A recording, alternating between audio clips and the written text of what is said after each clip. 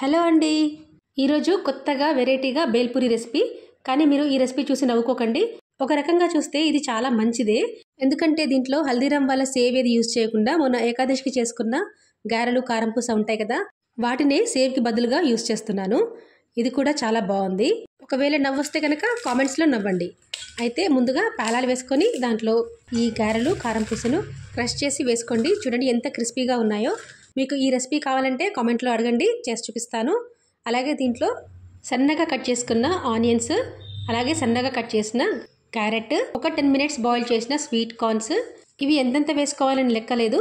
పేలాలు ఎంత ఉన్నాయో చూసుకొని అందాది కొద్ది వేసుకోవడమే. వాటితో పాటు సన్నగా కట్ చేసుకున్న కొత్తిమీర, టమాటో, బాయిల్ చేసుకున్న ఆలుగడ్డ, వాటితో పాటే చిన్నగా తరుక్కున్న పచ్చిమిర్చి కూడా వేసుకోవాలి. పిల్లలకి ఎవరికైనా వద్దనుకుంటే స్కిప్ చేసేయచ్చు. తర్వాత తగినంత సాల్ట్, చాట్ మసాలా, ఆ తర్వాత బ్లాక్ సాల్ట్, ఇవన్నీ వేసేసుకొని ఇంకా కొంచెం స్పైసీనెస్ కోసం చిల్లీ సాస్ వేస్తున్నాను. దీంతో పాటే కొద్దిగా స్వీట్గా ఉండడానికి టమాటో సాస్, పుల్లగా ఉండడానికి ఇమ్లీ సాస్ కూడా వేసేస్తే పులుపు, తీపి, కారం ఇవన్నీ బ్యాలెన్స్గా ఉండి చాలా టేస్టీగా ఉంటాయి. ముఖ్యంగా వెదర్ చల్లగా ఉన్నప్పుడు, లేకపోతే ఈవినింగ్స్ ఏదైనా లైట్గా స్నాక్స్లా తినాలి అనుకున్నప్పుడు ఈ బేల్పూరి చాలా పర్ఫెక్ట్గా ఉంటుంది.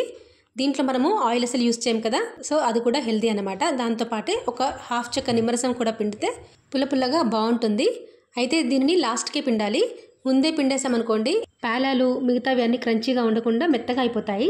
ఎప్పుడైనా సర్వ్ చేసే ముందే నిమ్మరసం పిండేసి ఇలా చక్కగా సర్వ్ చేసామంటే పిల్లలకి, పెద్దవాళ్ళకి అందరికీ ఇష్టమైన బేల్పూరి రెడీ. రెసిపీ నచ్చితే లైక్ చేయండి, షేర్ చేయండి, కామెంట్ చేయండి. సబ్స్క్రైబ్ తప్పకుండా చేసుకోండి. Thank you for watching.